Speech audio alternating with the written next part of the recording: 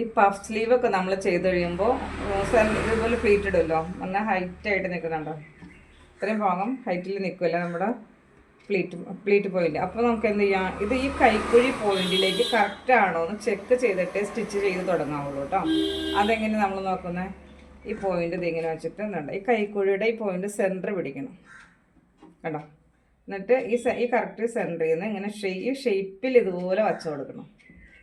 ഈ കറക്റ്റ് ഷേപ്പിൽ ഇങ്ങനെ വച്ചെന്ന് കണ്ടോ. ഇത് നമുക്ക് കറക്റ്റായിട്ടാണ് കിട്ടിയിരിക്കുന്നത് കണ്ടോ.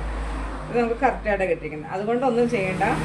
ഇത് കറക്റ്റ് ആയില്ല എങ്കിൽ നമ്മൾ എന്ത് ചെയ്യാം, ഇവിടുന്ന് ഒരു പ്ലീറ്റിനെ പൊട്ടിച്ചു കൊടുക്കണം.